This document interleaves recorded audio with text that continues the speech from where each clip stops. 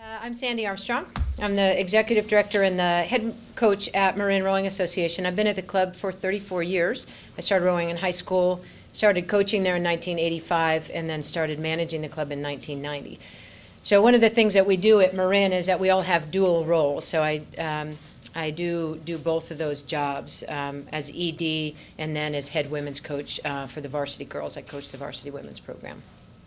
And as many of us, I'm there for the coaching and I make the money managing the club. So that's why I do that part.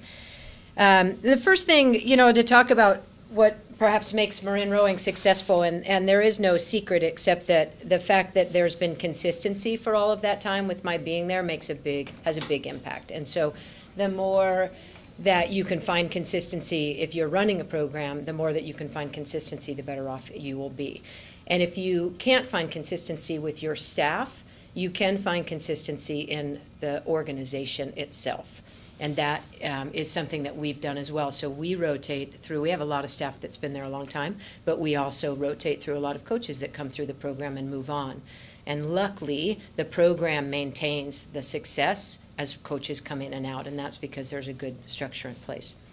So I'll start by saying that I do think that we are successful because of this foundation, and the fact that I think that we need to really work on being good at a lot of things and not just good at one thing. And so I know that people always ask me why Marin is so fast and don't we have great athletes, and people have said that we do 10,000 meters a day before practice, and those things are not true.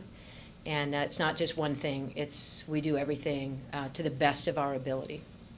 So I have a saying on my computer to remind me that being good once is easy and being good all of the time is hard. So that is my motto, and it keeps me at task for sure, so that we find success.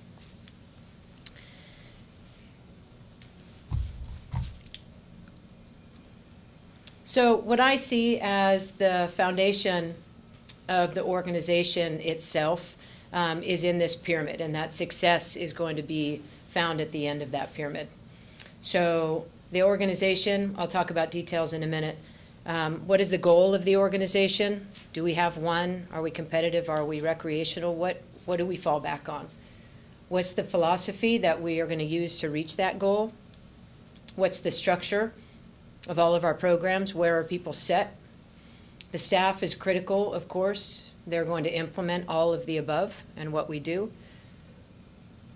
We can't be fast without athletes in the organization, so I'll talk about recruiting, and I think people will be, again, surprised that we all get what we get, and it's the development that we need to pay attention to.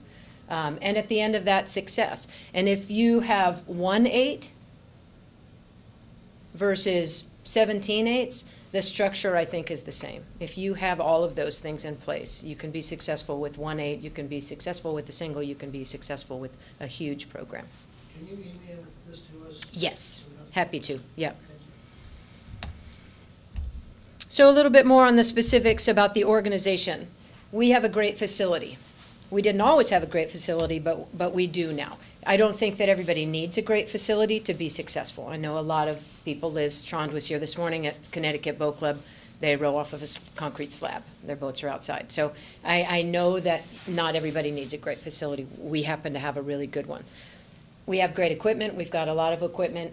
And again, we're just well established, but that's not the thing that makes us fast. We have cohesive management, and that is a daily effort on my part to maintain a relationship with the board of directors. And I know that there are a lot of people in the room, and we all have different structures on how the board is set up. Is it a parent board? Is there a board at all? Is there just a junior boosters program running it? But we have a board of 9 directors. They're voted on by the adult membership in the organization. And it's important that they follow the structure that we all follow. So we have cohesive management, but it's not easy. We'll get into that in just a minute. We're financially sound. We happen to live in an area that does have some money. Again, that's not the end-all, be-all, but it does help us with the facility. It helps us get new equipment. It certainly doesn't help with running the organization in terms of management. Safety is paramount as an organization. you can't get by without being safe, and I'll talk about that in a moment. More than anything, not being safe erodes at the trust of all of the rest of the parts. So it erodes at the trust that the board has in you, it erodes at the trust that the parents have with you, it erodes the trust of your kids. So really, safety is one of our main goals. And community support. We need the community at Marin Rowing. We row on a very small waterway. We have a noise problem. We're very loud. We have a speed permit that gets renewed every 3 years, and if we don't have the speed permit to follow our crews, we are off the water. And we have a ferry, a commuter ferry that runs San Francisco to Marin. And those run about every 20 minutes in the afternoon. So we have a protocol with the ferry, and that community support is really critical, because when I walk into the city of Larkspur to have my speed permit renewed, and the community has shown up with me knowing that we're on the agenda and tries to shut us down, that is a problem for us, of course. Safety I'll get into a little bit more. Fact of the matter, it's your responsibility to reduce the potential for harm. What if? So you send out kids, what if? I was saying earlier that with our programs growing and all of us trying to bridge this gap from sweep to sculling, and we've got scullers out, is everybody really under your watch? And what if something did happen? What if that kid can't really swim? What if they did flip over? Even though we're on a pretty even waterway, and if I just remind them if they just put their feet down, they'll probably be on the mud, that I won't know.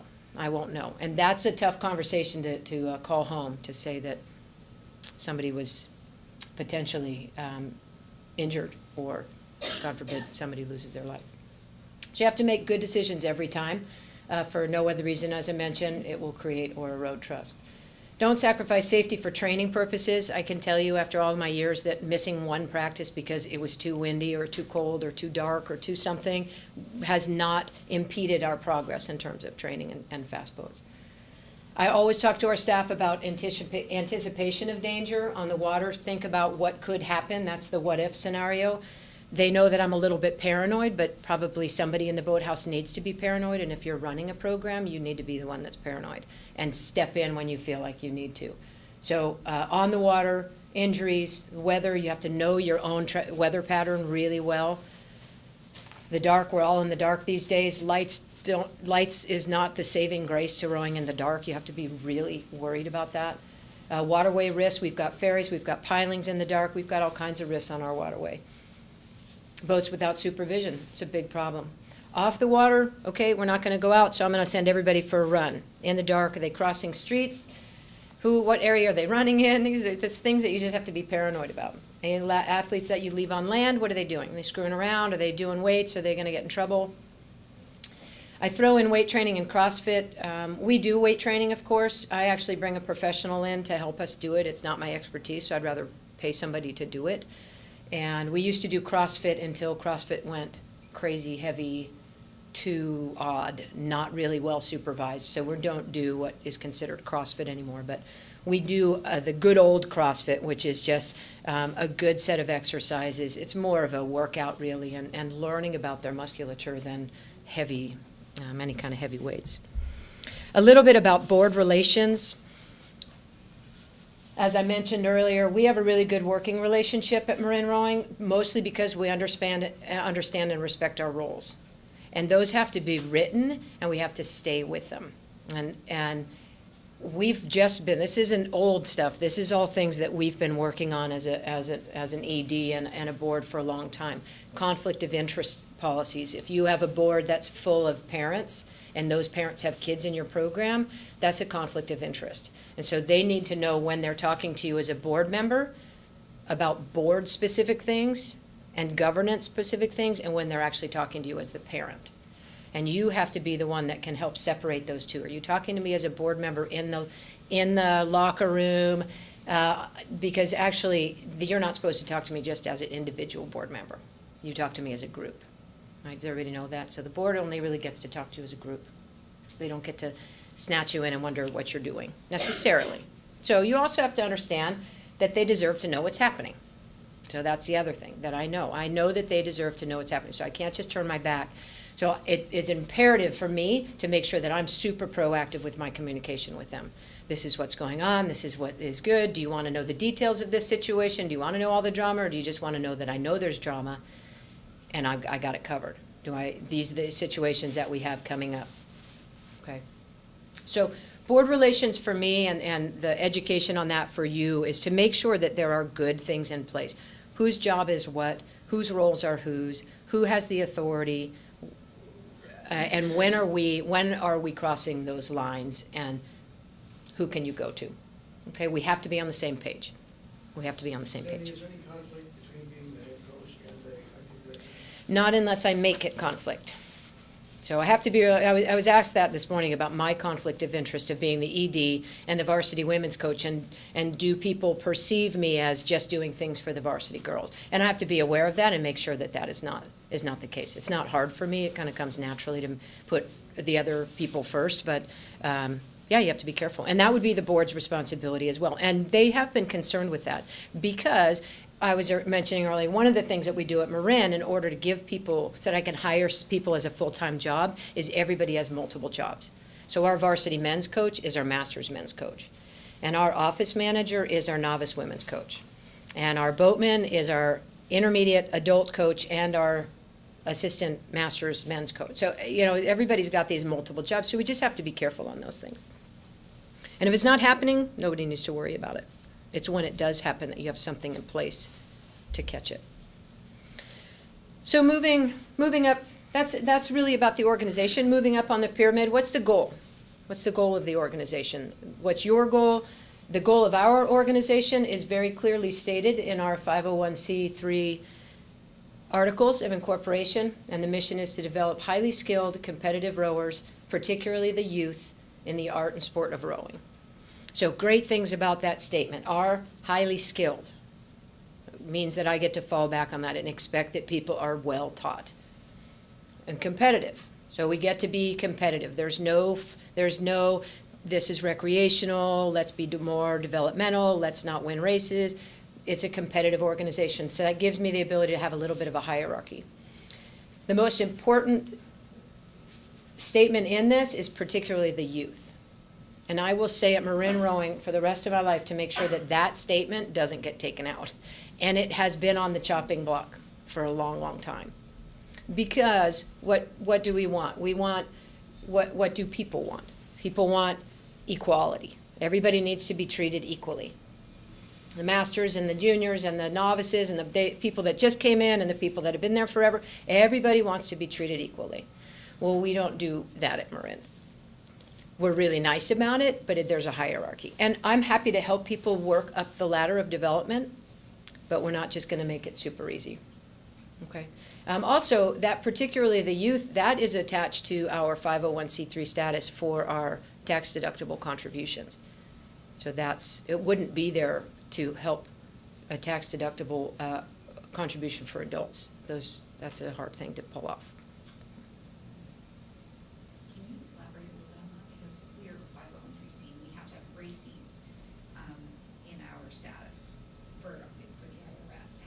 Racing? Mm-hmm. You have to be a racing team for the IRS to be satisfied for the 501c. And how do you work? Is that? Well, I would say that I could put racing in that. Probably gives you a competitive. I could explain that competitive. Because we can't do recreational for that reason. In the art and sport. Interesting. Well, how does youth? You said youth. Youth. Part of the 501c. Yes. It just was when those were set up in 69 or 70 in those years, it was perhaps required then that to get that status, it needed to not just be at everybody. It was the youth, particularly the youth. So that's an interesting statement that you have there. It doesn't mean that we don't or can't do other stuff. We do all the other stuff too. We do a lot of recreational rowing, recreational kids rowing, and we do a lot. But at the end of the day, when we're coming into this kind of decisions, that's our mission. So that's our goal, and it helps to, again, keep moving up the pyramid of how we're going to define our success. Philosophy, how are we going to reach the goal? what are we going to do? This paragraph, Marin Rowing is an outstanding facility with strong leadership and a desire for excellence. Results are important as our goals are high, but those results do not come at the cost of a positive athletic experience. Call that the no asshole rule at the club, right? Nobody likes an asshole. It's required that the athletes be treated with respect and led rather than pushed. That said, in no way is this club for mere participation. It's a great teaching facility, and rowing well as being well-trained and disciplined are important goals. Those, along with showing respect towards one another, the competition, and the sport are critical parts of this club. So that paragraph is kind of posted everywhere. It's posted in our, when we send out our parent packets to the kids. It's in our membership packet to the adults. It's important for me to make sure that people know how we're going to go about reaching our goal, and that it will be in the most humanistic way that it can be. That doesn't mean that it's easy. My motto personally is work hard and be nice. I know that crews can be super fast, working really hard and being really nice. Being nice to each other, being nice to the other teammates, being nice to other competitors. I know that it can happen, and that's what I expect. Sometimes it's not what you say, but how you say it, and so that's why I just mentioned a little bit on. It's not an easy path, the way we work things at Marin Rowing, but a positive way to say that you're not ready to move up to the next level goes a lot further than a negative way. That negative way will only get a negative response. And everything we do at the club is merit-based. Not if you're in the recreational program and all you want to go do is go and row and look at the birds. That is great, and we actually have coaches that will go help you look at the birds and stop and show them what bird that is. But everything, if you want to get into a fast track to get up to the top of the pyramid in terms of the programs, which we'll get to next, it's all merit-based. What are you doing? So, Sandy, yeah. can you give me some examples, because I struggle with that, but positive way to say to somebody that they're not, that maybe even they need to move down? Yes. Firstly, I separate those two things. And we do at Marin, we work really hard to not let anybody get up that we have to send down, because I don't send anybody down. Once you're in there, man. Now, I'll talk about that, because you may never get voted. But you have a really good time, but you're never going to get voted again. But I don't even have to say that. That's just going to happen on its own, because you just are never making votes go fast anymore. And then hopefully you come to your own conclusion about that and you walk away. And I had somebody, this is masters rowing particularly, but I had a master once who said, Sandy, I would rather ride in the launch in this team than go down. I'm like, okay, well, you're riding in the launch.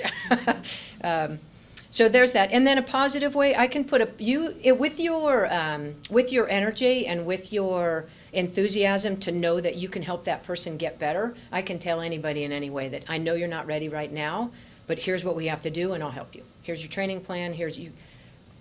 I need you to get fit. I need you to lose some weight. And those are conversations that we have in my office, closed door, really positive. I'm here for you, but if you really want to get to that place, this is what you're going to have to do, and I'll help you get there.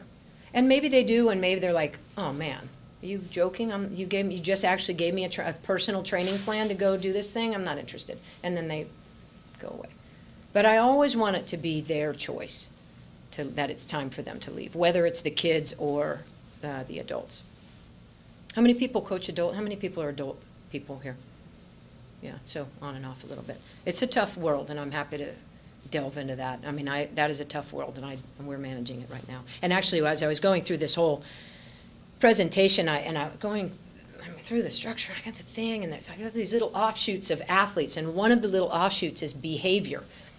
I'm like, God, you know how much time I spend? Like, here's this huge, great organization. How much time I spend on adult athlete behavior? So much time. But it was so good to see it, to remember. God, and my other favorite saying, it's not about you. Like, why am I spending so much time on you? I've got this whole other organization that's managing on its own to move forward, and it could be so much better if I just wasn't focused on you. So you have to remember to step back from that a little bit. So hopefully, did that answer your question?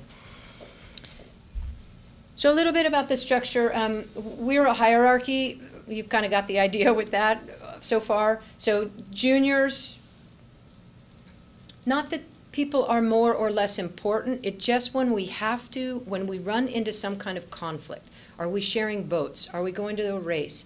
Are we trying to get practice at the same time? Those conflict times, we have to fall back on some kind of a hierarchy. And there, for those of you that are leading organizations, whether you're a head coach or whatever your people call all of us that do everything, right? All of us that do everything, try to help chip away at creating a structure if you don't have one. It's not policy. It's not some legal, federal thing that you have to do. It's like, hey, let's help sort people into places where we can find more success. Everybody can find more success. So on the junior side, the juniors trump the masters, particularly the youth, right? We trump the masters. The varsity trumps the novice. So if I go down and my engine isn't working, whose launch am I going to take? The novice girls. Sorry, you guys are on land today. Okay, then I got to dial back to figure out on the executive director side why that launch wasn't working. And then on the master side, we have an advanced level, men and women, a B level's co-ed, an intermediate level co-ed, and a beginner level that's co-ed. The beginners every year get to go right to the intermediates. That's a no-brainer. You don't have to qualify anything. You've spent, if you really think about how many hours these masters row, it's phenomenal that they learn anything. It takes so much time. I mean, they're on the water. They're on the water for an hour, maybe a day, 3 days a week. Right? It's like 3 hours. That's one practice for my kids. That's 1 day practice. So anyway, it's really amazing to me. The B level, we split off. So the B level are people, it's like, I really want to be at that advanced level, but I need to learn to seat race and learn how to erg test and learn what it feels like to be under selection and not be good enough. And so that kind of happens at the B level, and then that people that want to can, again, try out for the advanced. So you have to try out for the B level, and you have to try out for the advanced level in our master's program. It doesn't matter if you are 27 or 97. If you are finding your way up in your category and you're working hard and you have a great attitude and you're progressing and you're working at it and the blade work is there and you reach, we've got a line on the master side. I don't know if anybody has seen that. I didn't bring it either, but we have a line. You guys use that? That like points for all of the master's erg scores that are in the country, however we get those, right? There is a general line, and we put our people on that line. And so this is a goal for them to say, hey, I'm 79, and what I want to do is I'm not supposed to be as good as somebody that's 27, but I do have to be as good as somebody else who's 79. So that we don't have just the older people who all want to go to the places like, oh, but we're old. We can't do that. We can't do this. We can't do that. I can't even see. It's like, I know that you can still be progressing. I know that there's something more that you can learn. I just know it. And so those guys, I don't care what age you are, we with Connie Bear, we hope to be in the EFG HIJK category as long as we can. What a great thing to have people working that hard at that level. Okay, so we're moving up the pyramid. We'll get back to a picture so you remind, but we're up to the staff level of the pyramid. So now I need people, really good people, to implement all of the stuff. All of the things that are in place, I need really good people to implement that. They play a critical role. Marin Rowing, we take really good care of our staff. So as I was saying, we try to put like jobs together so that we can offer a full-time job. And then I can hold on to those guys for longer. And because wouldn't you rather be making some salary doing what we do rather than making a similar salary doing some other thing? All right, so I also take good care of the staff by having contracts. I'm amazed at how many people don't have contracts and sign contracts. You just get hired and off you go, and they say, here's the key to the launch and good luck. And then they have an opinion about it, but so we have contracts, we've got job descriptions, we do evaluations, and it's not to squash those guys, it's to give them the freedom to know that there are no surprises. This is what we expect, this is how you're doing it, so that when I go and talk to them, it's not a surprise. It's not a surprise. And you know, how many times have we heard people being let go that are really good people, and you don't know what's going on behind the scenes, but it's like they never had an eval, they didn't know it was coming. So that's not going to bode well for holding on to good staff. We pay competitive salaries. I was laughing this morning that I feel like the one thing collegiate college graduates are learning to do is negotiate a salary. Like that in the rowing world wasn't really there before. We all did it for free, right? It's like, no, it's a volunteer. You're like a paid volunteer. No, that doesn't happen anymore. And we're in this really competitive area in Marin with Oakland across the bay, Artemis now growing there. Los Gatos is close by, NorCal is close by, Pacific's close by, SI was these great teams, which, fine, they'll go somewhere else. So I have to be careful of that. And the Marin Rowing started a 401k with a 6% match. So that's a pretty nice perk. For the full-time staffers, we have health benefits. So it's a good, but we started out as a club. We're still a club, and we're self-funded. We just have figured out how to make that work. What's the salary range that you pay your coaches? The assistant to the assistant's assistant, who are kids who just got out of school, are making about $800, $900 a month, all the way up to 36 per season, 36K per season, and that's a 10-month season. 36,000 per season. Yeah. So yeah, and that's, there are people that are getting paid more than that for sure. Really, I mean, at some point, we all have a budget, and we only can have so many people at Marin Rowing, so even for the small organization that we are, we still have $1 million budget, which I'm sure people are like, are you kidding? You have that much money? But it's just grown to that. Excuse me, what do you have a 10-month season? I'm just curious. September through June, because we always go to nationals, is the goal. So then for the masters coaches range from, $750, $800 a month to up to $2,000 a month for the masters, and that's a 12-month. And that, don't get me started on how good of a deal that is, really. I mean, it's $68 a month for full-time, really, I consider professional coaching for the adults, $68 a month. You can't go to get a coffee for $68 anymore.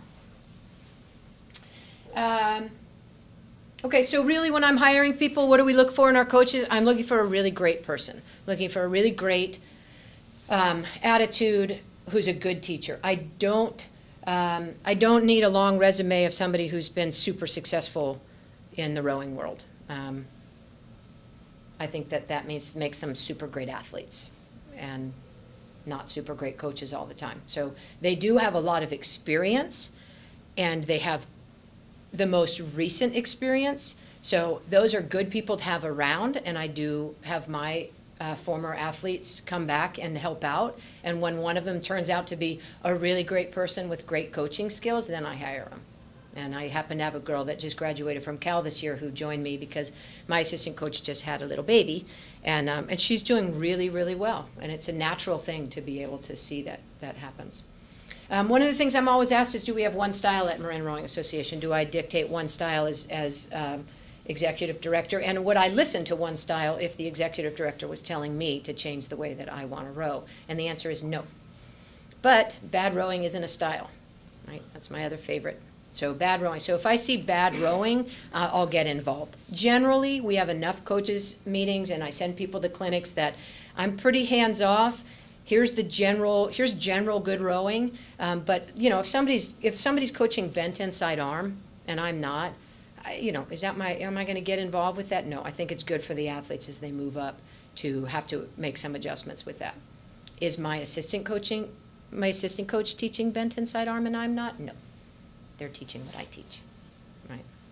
So we also don't do round robin. I know there's a lot of clubs that do round robin. I'll coach, and people are like, why don't you go coach the varsity boys for a little bit? It's like, it's so different. I can go sit in the launch, and I'm happy. Like, our launches are open. Come sit, and you can kind of take in what I do, and then apply it to your own thing if you're wondering about changing. But don't ask me to go coach the varsity boys one day. That's not going to go well, right? What am I going to say? Do all these things differently? Yeah. How often do you have coaches meetings? Because the junior staff is all full-time employees, we see each other all the time, all day long. That being said, formally, we meet every 2 weeks. usually over pizza and beer. Yeah, we've got a really good group right now. And so then we'll just talk about stuff. And I'll come home from this convention and spew all of those things out, which is great. But I really am hands-off, and I do want them to, as I will say to you, create your own personality, create your own coaching style, but know what it is and then live it. Don't spend too much time trying to find the one person that's like, oh, I'll do it. Like, that's the way to do it. I did that for years on these conventions too, and I know you'll do it. But just pick all the little stuff out that seems to settle with you and put it together. Write it down if you have to, and then just be it and live that for a little bit, and then you can maneuver through all of that. All right, we're getting to the top of the pyramid, the athletes. At the end of the day, we can have all the structure in place that we want. And if we don't have the athletes to be able to get our hands on and enjoy coaching, we're not doing anything. So this is the world that we are in. I'll talk about recruiting. There's a couple different sections of this. You have to decide what your, going back down the pyramid, you have to decide what your goal is. If your goal is middle school or high school development, or you're just starting and your kids are silly and loose and goofy and they're only there 1 day a week or 2 days a week, you know, there's a nice lady in the level 2 coaches Chris's thing with the training program, you know, and trying to figure out a training program for her 3 day a week middle school, high schoolers. I'm like, you don't need a training program yet. Just go let them row around a little bit. So there's development. And then there's a little bit more what we do, which is development. We take everybody, and I'll get to that in a second. And then there are definitely programs that are specifically recruiting a very small group and very specific physiological attributes. And their goal is to get really good kids and win. It's not, and yes, development happens in there, but it's not super low key. So what do we do to recruit? We're club rowing, which means we're not affiliated with any one school. We recruit from all of the high schools in the county, but no high school in the county lets us on campus. They don't let us do anything. They just don't let us on campus. So what do? We put ads in the high school paper. That's the extent to our high school recruiting, is ads in the high school paper. Sandy, how wide a geographic area is that county? How far do they have to come to your house? They don't have to come very far. I would say that in general, it is a 7-mile radius. From there, we do have kids that live in San Francisco go to school in Marin, row from Marin. We've got one kid who lives in Berkeley, goes to school in San Francisco, comes to Marin to. And it's like that's a triangle of 20 plus miles every day. So we've got yes, and we are in our area. We are in Marin County. We are the only rowing club. So luckily, Oakland and I, we don't. Conceivably, we could be taking each other's athletes. I think we respectfully don't do that, but yeah, we could feed from the same people. So, because I couldn't get into the high schools, and I knocked on that door long enough. It's like, okay, well, I'll go to the PE classes at the 8th grade, and then those days, it was 8th grade. I mean, these kids are 12 years old. You're recruiting in 8th grade, and so it's not really recruiting. It's bringing rowing as a general sport. They've never even heard of it. So you're not recruiting. You're trying to open the sport up. Come out for a summer program. Come out for a Learn to Row clinic. Just try it. And if you like it, then we'll filter you in. So that's the way that we do it at Marin. We used to go to high school volleyball games and swim meets and things like that. And it got a little stocky feeling, like a little stalker type thing. So now we have the kids figure out who are on those teams. They get me the roster of the kids that are the good kids, or more than that, I'll take the kids that are sat on the bench. Give me the name of the kids that didn't make the team or are doing nothing, and then give me the roster from your school, and I will write them a letter. And then I hope that they don't ask me how I got their address. Right. But that's another way to kind of, and I did that for a couple years, and again, it just doesn't feel right for me, really, so Now we just we put the day on the website, and we hope that people show up. And sometimes we get 20 people, and sometimes we get 70 people. And the year we get 70 people, we make cuts. We have to. We're I was talking about the city of Larkspur earlier, and our community support. They have a limit on our membership because of parking and traffic and things, the silly things. But anyway, okay. I don't know that much about scholastic rowing, but those of you who are doing scholastic rowing do know how that works. We always, I'm sure we're all looking at each other saying, "Ha ha, you have it so much easier than we do," but I'm not convinced that that is true. So you have the athletes. You've got all this stuff in place. You have your athletes there. They showed up, and they're sitting on their first day of practice. And now our job as coaches is to inspire them. They have to inspire them to embrace and pursue the mission. They got to buy into the system.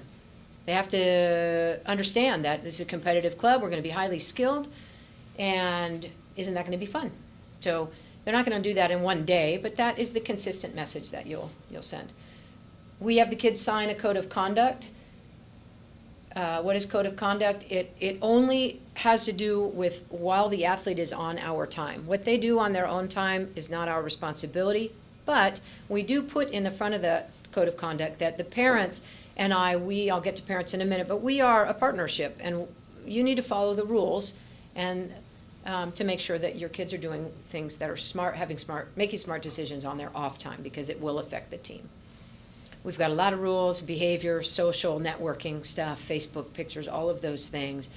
Having to do with Marin rowing, we have a pretty no tolerance policy on that. And although I am an educator and I do give people opportunities, I have a pretty short fuse on some of that stuff. And so I think that kids need that discipline, and if they know what it is, they will follow it, particularly if they know that they're going to lose the one thing that they really want. I tell the parents that, it's like, you know why we have such a good hold over the kids? Because we hold something that they want. They want to keep rowing. They want to come to practice. They don't want to lose that. They could probably give up their computer for a day or their keys or whatever that kind of grounding situation is, but they don't want to let their team down. So we teach a lot about respect of equipment, respect to the facility, respect of fellow competitors and coaches. A lot of that stuff isn't in the world anymore about being respectful of things, so we're okay, so we've got the athletes in place, and we've set them on their way. I've got a good staff in place. We're all moving forward, and then we have the parents. And but I'll tell you what, this is how I manage the parents. We are a partnership, and we meet on the beginning of every season, and it's a partnership. You and I are going to work together to make sure that Sally is super successful here. So what I want to know is about injuries. I want to know about home life. I want to know if something's up, and I'll do the same thing for you. I will make a phone call to you when we just did some seat racing and she's out of the varsity boat. I'll call you and give you a heads up that Sally's going to come home crying today, or for whatever reason she's going to come home crying today, or really mad, or mad at me, to give them a heads up so then they can be your support or my support at home and say, well, what happened? Instead of just going to the place of, what are you doing down there? What have you done to my daughter? Okay, so a lot of good communication there, proactive communication. Anticipation of concern, that was just talking about, hey, we did some workout today and she seems really upset. I don't know what's going on at home, but I sent her home early, so that's why she's home. Coach Unplugged sessions, I have 2 of them, one in the fall and one in the kind of beginning of the spring, just to have all the parents. There's usually wine involved. I chat on about what we're doing and how it's going to look and selection. I invite them out to the launch. Again, you get a lot of parents. Sally is so, I always say Sally, it's Sally or Janie. Janie is such a good athlete, and she's working so hard, and I don't understand why she's not fill in the blank. I don't understand why she wasn't voted today, or she doesn't seem, it's like, well, why don't you come out, and why don't we come, just come in the launch with me, and I'll talk to you, and secretly, I get to say, now, see the 4 seat, and see how they're doing this, and then see Janie. Like, oh yeah, I see that difference. Well, Janie doesn't look like she's working very hard. She's working, she's trying, right? She's trying, but it's not quite where this is. So and then they see this happen. They watch the boats go by. So that, all that kind of buy-in, it's not mean. It just is get them involved. And I do the same thing, a lot of this, because I know I've got master's coaches here. We do a lot of the same exact stuff with our masters. It's all communication. And those kids, are usually, again, the kids that come in a couple weeks and say, how come I'm not, how can I get in that JV boat? It's like, well, work. You got to work harder. Sandy? Yeah. When do you do the coach unplugged session? I do one really early in the fall, so right after we've started practice, maybe 2 weeks in, so that all the new novice parents who come up can meet me and see who I am. And I do a lot of this. I talk about who we are and what they can expect. And then I do another one here in end of January, February, because we're going to go into selection, so then I start talking about that. And those have been really good. They've been really good. And as I've done them more, less people come, to be honest, because there's not as much question anymore on what we're doing. And same again with the adults. I have a lot of those meetings of, remember that this time is coming. Do you remember that the fall is when all of these moves go up, and this is how it is, and this is what it's going to look like, and do you want to move up, and does your coach support you in that, and how that looks? So there's a lot. I do a lot of communication, and I think that's important. Another question. Get your parents to come to your meetings. That's one of my biggest problems. You know what? I offer them, and if they don't come, when they call me, I'm happy to say that I talked about that at the meeting, and if they'd like to come to the next one. As nice as pie. But I don't need them to come. If they want to be hands off and let me do my deal, that's fine with me. But they can't. I'd rather keep offering these meetings and keep offering these offers into the launch and keep offering the emails. I do send emails out, just little updates, because I don't want it to be the opposite direction. You're not communicating with us. We don't know what's going on. What are you doing down there? So this is super helpful. Right, so we're at the top of the pyramid. We have success. We end up with highly skilled competitive athletes, particularly the youth, on a consistent basis across the board, because all of the staff is following the same system. That's how I can turn that staff around. And it's like, how can you lose Graham and then lose Jim and then lose Graham and then lose Dustin and there's still success because the system's still there. And yeah, there's no other secret to it except I stick with that consistency. Okay? So that's how we do it. And kind of what we do. That's what we do. Now we have to move into some leadership. How are we going to rally the people to really not just look at this on a piece of paper, but actually be so embraced and engaged that they want to be a part of it, and they will do anything for that. So this is a great, Brutus Hamilton it's kind of an old-time track and field coach. It says, I wish I could point out some easy road, some primrose path up the road to athletic success, but after more than 30 years of coaching young men, I'm afraid that I have nothing more romantic to suggest than creating within the athletes an interest and enthusiasm for the events, then directing that interest and enthusiasm along the lines of sound fundamentals, taught imaginatively, intelligently, purposefully, and inspirationally. It sounds rather simple and easy, but it isn't. So for me, there are so many books out there on leadership. Coach K, Pat Summitt, John Wooden, there's so many. And the fact is that it's a simple thing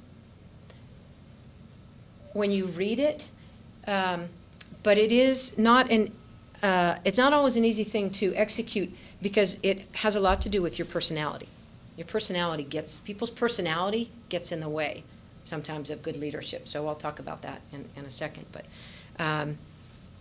so personality differences aside, all great coaches share common leadership qualities. Okay, and I was saying this morning, you read through this, everybody's read about leadership, Lincoln on leadership. There's great, I'll tell you, the Harvard Business Review is the best place to read about leadership. There's some really great studies, and the new one just came out that I'll talk about. But, you know, if you either read through those leadership things and it feels like that's what you are, and that's who you are, and that's how it feels right, or you look at it, it's like, that's not going to work. That's not going to work. That is way too easy. I don't need to inspire them every day. I need to tell them what the hell to be doing. And so if you, and I had this with the coach who I have a huge amount of respect for that was at the club, and he's since moved on, but he was really good. And we totally differed on that. It's like, you know, that was where the no asshole rule actually came from. It's like he just honestly believed that they were going to get soft if he ever one time, just one time said, hey, good job today. Nope, they're going to get soft. They'll never come back and work hard again. I'm like, God, you're just so wrong on that. But that's when you read these and you think that's not going to, generally humanistic in your approach? No way, that doesn't work. Then you need to shift. You need to shift how you're thinking about leadership, because these are the things that create people to do things that they can't wait to show up. Even if they screwed it up the day, and I know you didn't get it at all, but we'll get it tomorrow. I know you can get it tomorrow. Come back, let's try it again. Like, yeah, I'll do that. Rather than, God, what are you doing? Why do you come every day? Why do you even come every day? You never get anything right. Right? It's like, who's going to show up the next day? The person who's like, yeah, I think I can. Okay.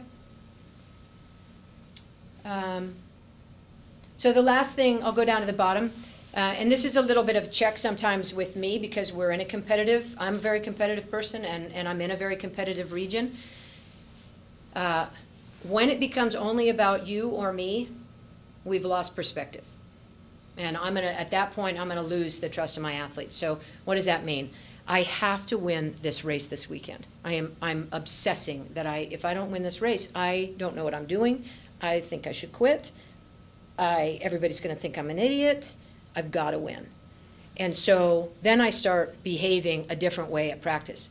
I'm frustrated that they're not doing well. They're not working hard enough. Why aren't they getting it? This is about me. What are you doing in my way of that? That starts to come across, and then I start to lose those athletes because they're not interested in that, right? So then they start to perform worse, and then I get even more angry at them.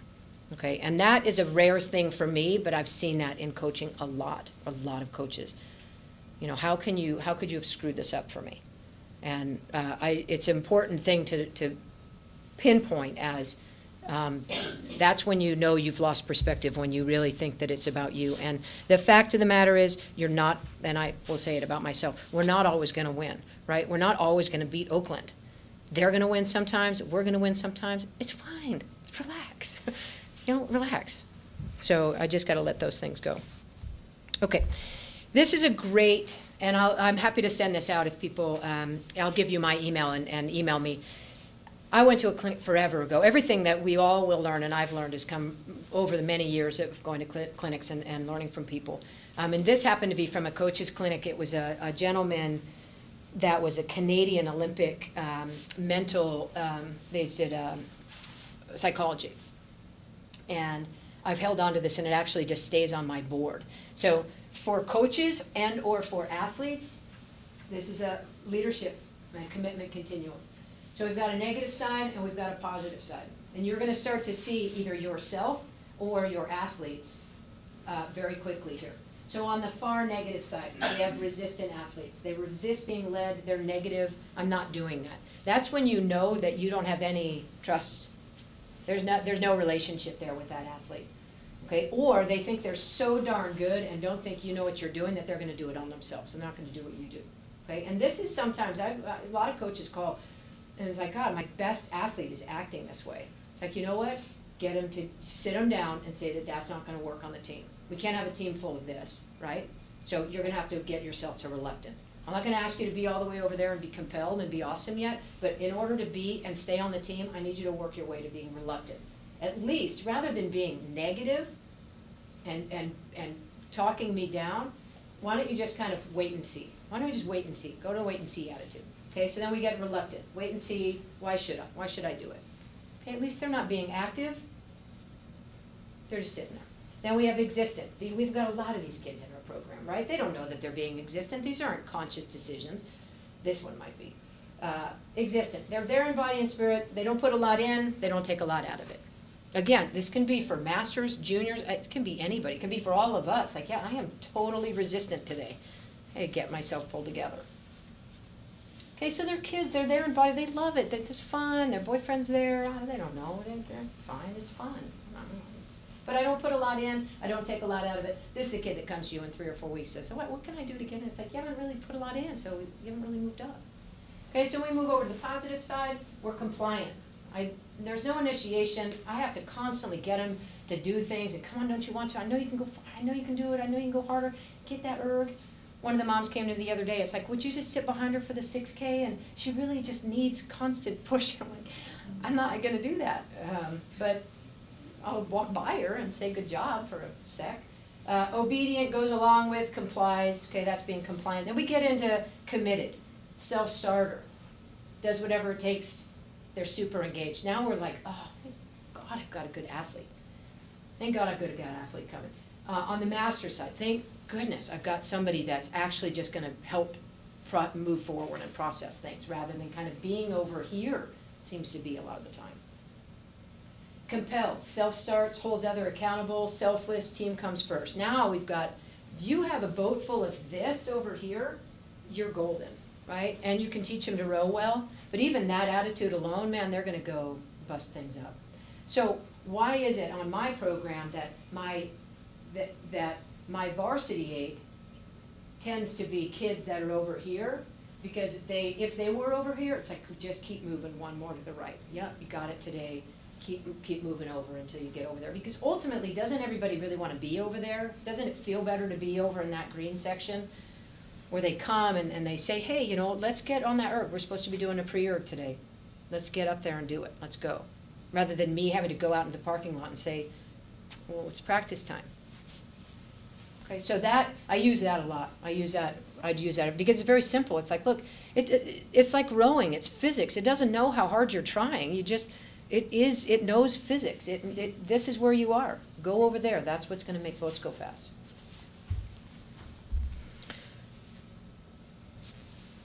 All right, so now you need to think a little bit about your coaching style. I touched on this earlier. Create your own coaching style that fits comfortably with your personality. I can't be anybody else. I can't be Mike Tatey. I can't be Derek. I can't be somebody else. It's not my personality. It's not how I think. So I just have to be settled with what mine is. Learn from everybody. Even here, you know, I've been saying, you know, that level 2, and so many of you maybe were in the level 2, but there were really high-level coaches sitting in on that level 2 clinic because we all want to keep learning.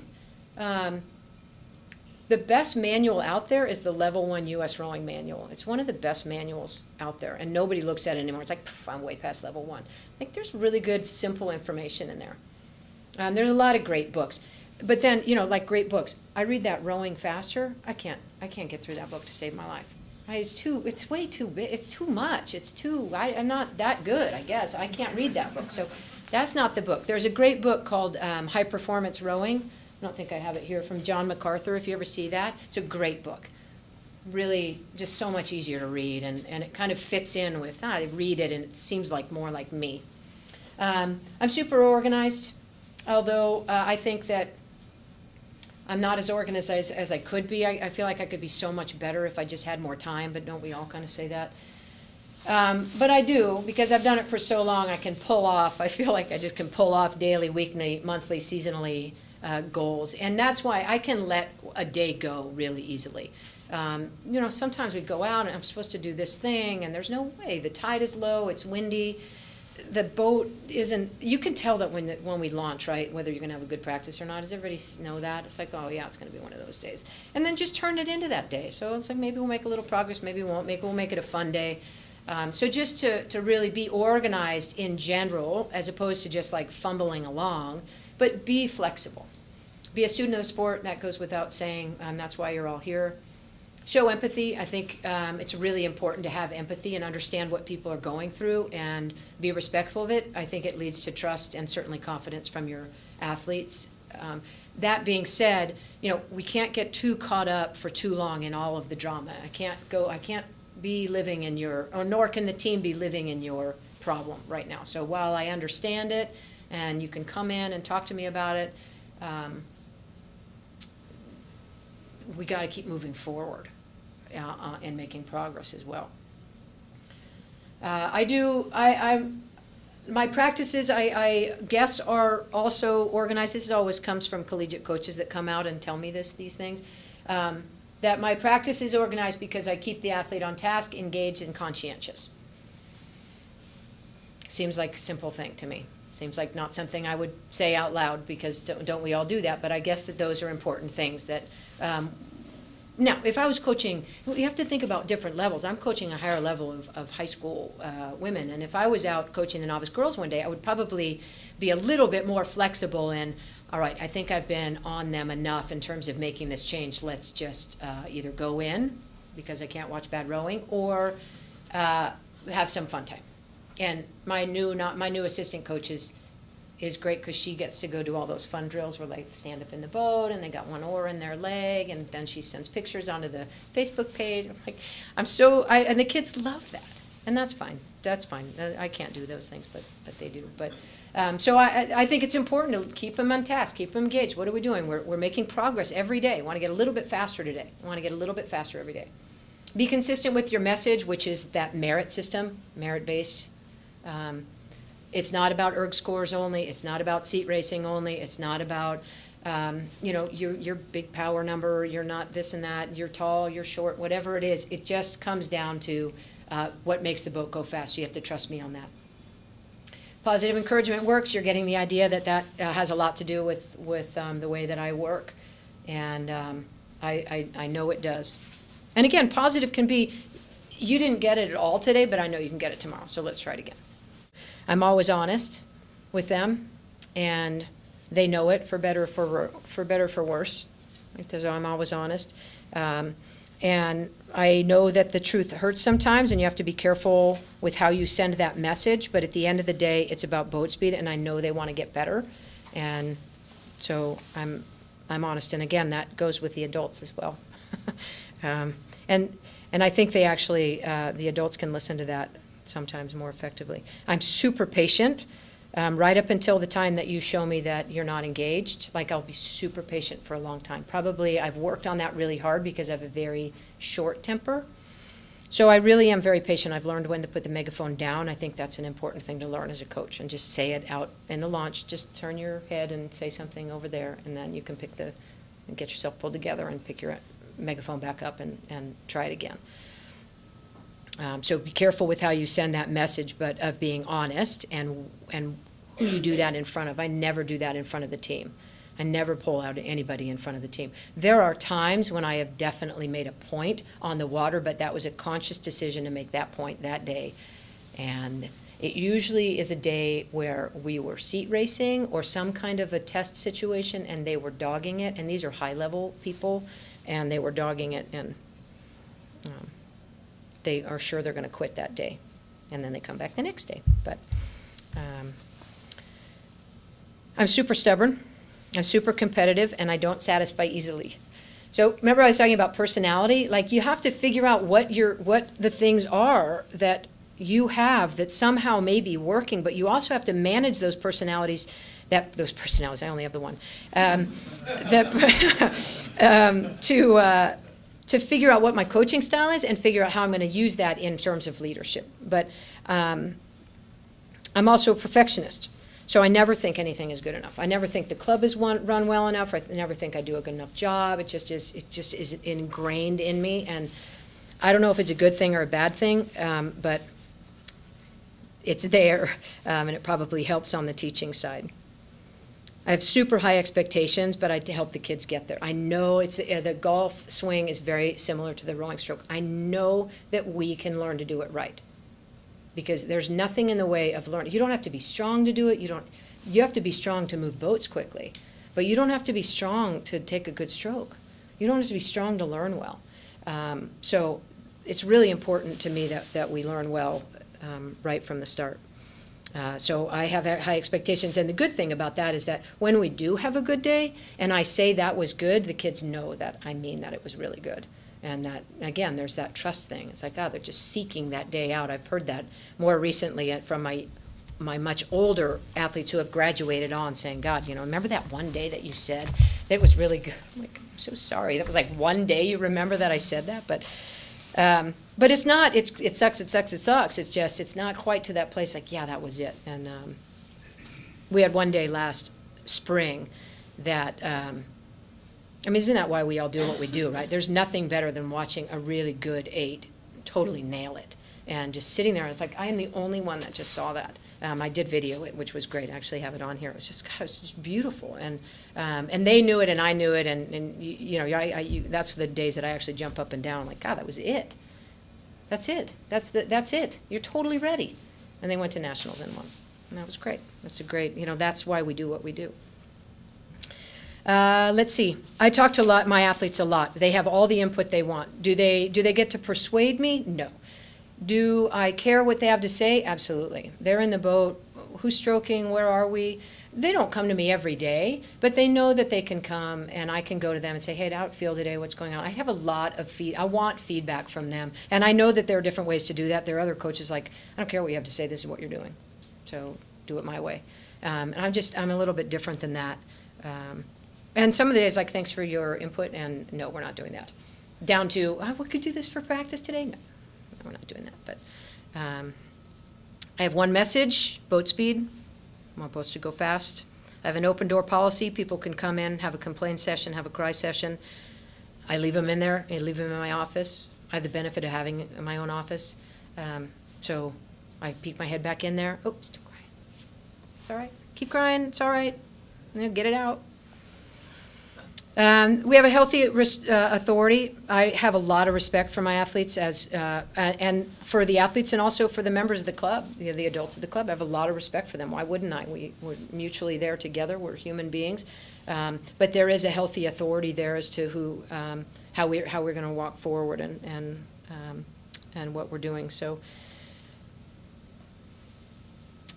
I talked about maintaining focus. I'm able to pull them back to the task if we've ventured off to something, let them goof off for just a second, pull them back. If they need a break, that's fine. Let them look at the prisoners, wave at the prisoners, look at the SEALs. But then we got to pull them back to task.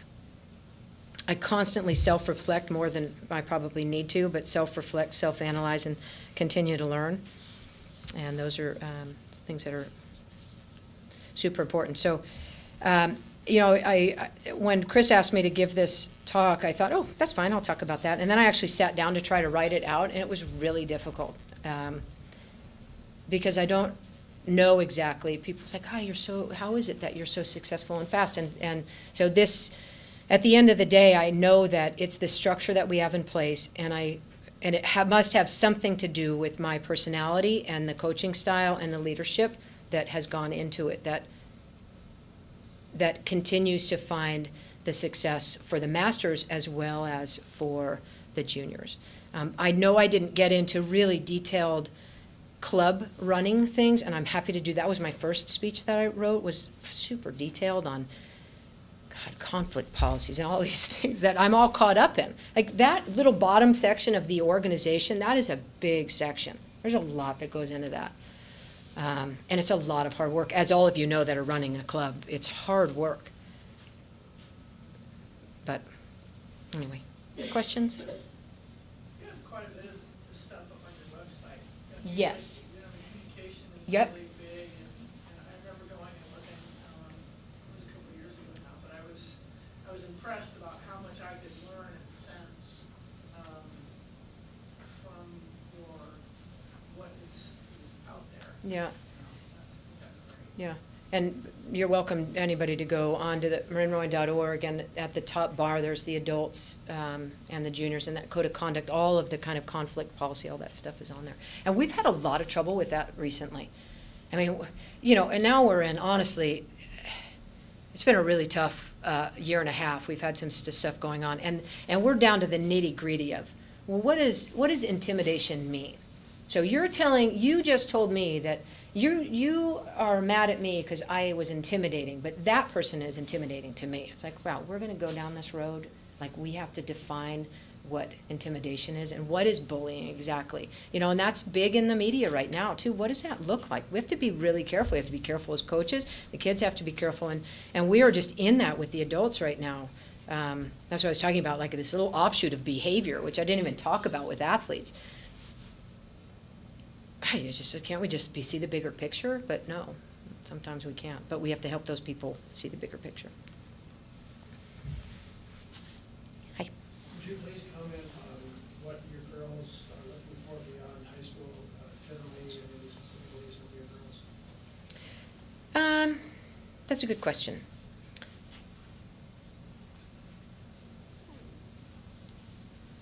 I spend most of my time helping them get through high school.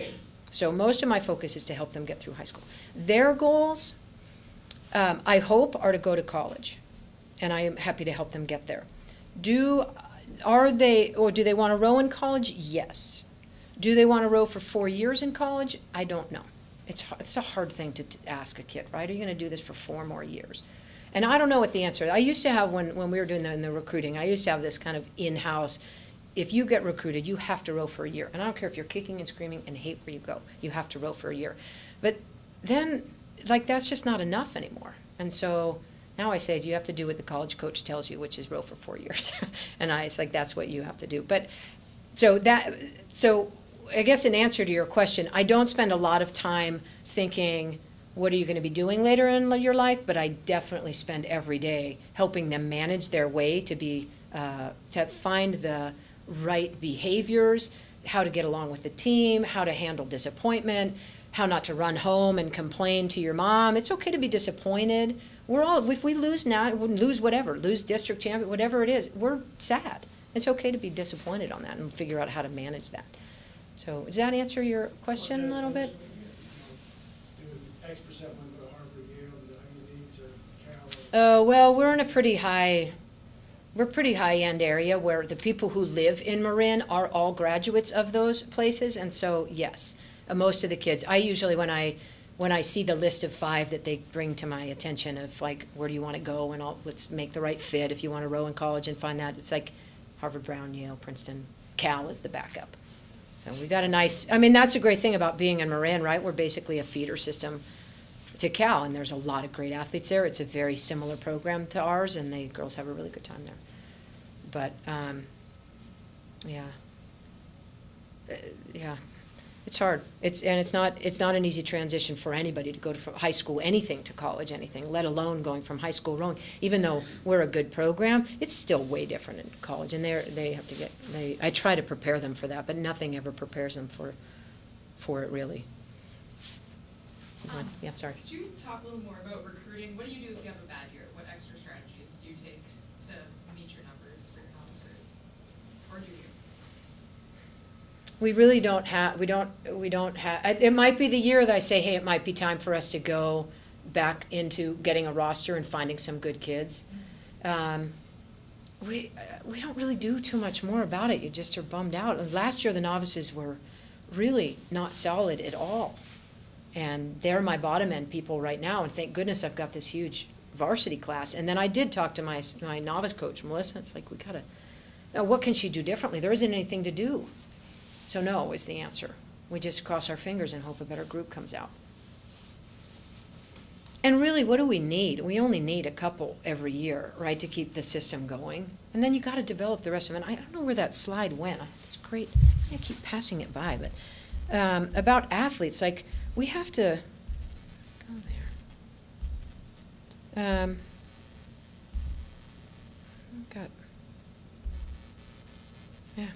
Got deleted somehow, but I think that people that programs need to do a better job developing the athletes that they have. We all think that I just need, in order to be successful and be fast, I need this person. And so we go out and try to seek that person. And meanwhile, we overlook all of the people who actually can be moving really quickly. They can make a lot of good progress. They may not have the natural talent, but you can get a lot out of people. So I would say that as well. I thank goodness there are coaches in the country who can't do all of this stuff quite well enough because they have these unbelievable. I go to nationals, you walk around nationals, like, oh my God, we are going to get killed. And you watch them do starts, and you think, oh my goodness, this is the year. This is the year. It's going to be over. And we don't, and I worry about the recruiting because I don't know how they do it. I'd be fascinated to know. And Liz Trond is a great person to ask. She may or may not answer the question. I don't know. But, you know, how does she really go out and recruit just top-end elite level athletes, if that's what she's doing? But you have to develop them. And I see a lot of coaches, you go in, it's like, okay, I've got all these great kids, stick them in a boat. It's like, why aren't you winning? Why aren't you winning?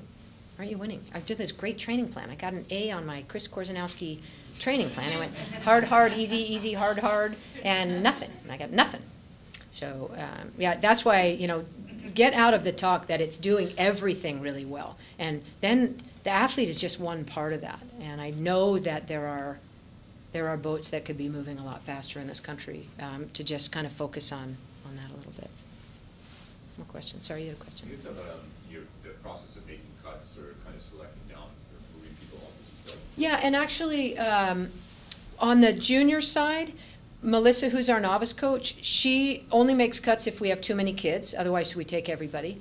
And then she sends them through a little series of a 5-minute erg, which scares me to death, but it seems to work. I don't know what you get out of that, really. But and so she just spends enough time with them that we recruit personality. So we recruit kids that seem to be engaged and want to be there.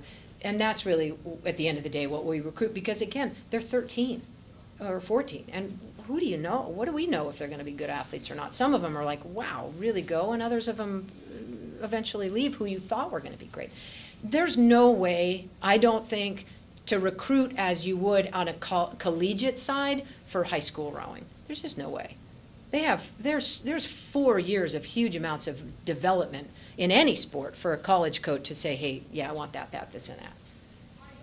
And then on the master's side, we don't do it by erg score because we rarely do anything as a tester for erg score because there's always going to be people who can meet an erg number that you do not want moving up. So that really comes down to seat racing, technical. We have not had people come up because of their attitude. The personality is not going to fit.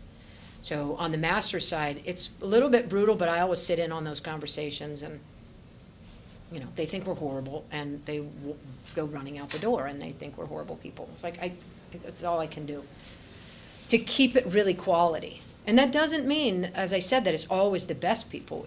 It's just quality people who are. So does that answer your question? Another question about your recruiting at the junior high school level, middle school level. You say you go to the PE teacher. What specifically? How do you do that? The PE teachers are great. I can call them up on the website and say, I'm Sandy, I'm with Marin Rowing, and I would love to come introduce rowing to your PE class. Can I have a day? We bring, well, we don't even bring anything. We bring a little video, and everybody tries to put together a video. And if you have anybody in your club who's good at it, do that, because it can really make a good sale. And we sit and we just talk about rowing, and we show pictures, and we take the PE class. We have 10 minutes at the beginning of PE. And so we have everybody's attention, and it's great. But you don't have ergometers in there? No, we don't do anything like that. I mean, it's like if it seems interesting to you, come out and give the summer program a try. Yeah. Okay, last thing, I think we're done. I mentioned this Harvard Business Review. So if some of you think that leaders need to always be super engaged, super boisterous, out loud, on it, you do this, you do that, super controlling, as opposed to a little bit behind the scenes, meaning maybe seem a little bit shy, a little bit meek, there is a new, this just came out, and it's this kind of new level of leadership that they're finding, that people who are a little bit quieter, a little bit more behind the scenes, maybe a little bit more humble, or actually have the ability to be really good leaders if they have this fierce resolve and a really strong will. So I think that, and it's a great article and hit home for me because I am actually pretty shy, and I don't think that I do a great job all of the time, as I said, and so when I sit quietly with the board and they think that I'm not on top of a situation and that I'm not leading it, I think that it makes me feel like I'm not a good leader. But in all actuality, maybe there is some good leadership there. It just is not. I just am not really in people's face. I just handle it a different way. So there may be, my point with that is that there may well be some of you who really can start to delve into some of these things. Like, you know what, I really am a good leader. I don't need to be the loudest guy in the room to be able to do that, and it talks about that in that. So, anyway. Any other questions, anybody? It's from, I'll show it, it's by Jim Collins, who wrote Good to Great. Ever see, read that? But it's the latest out of the Harvard Business Review. I'll show it to you, and we'll try to, and maybe if people want it. I don't know where to get it. Somebody, one of the club members gave it to me. But it's really interesting. Can you? Okay, so that's great. Yeah, really good. Yeah, you sent around a thing for our emails. Maybe you could send that to us. Sure. Or would you rather have it go the other way? Do you want to have us? Nope, I'm happy if everybody's got their email on there. Did you write clearly everybody's penmanship? Do you want the whole kit and caboodle or just the leadership thing? The whole. I'll send you the whole thing. You can eliminate whatever you don't want. All right, thanks everybody.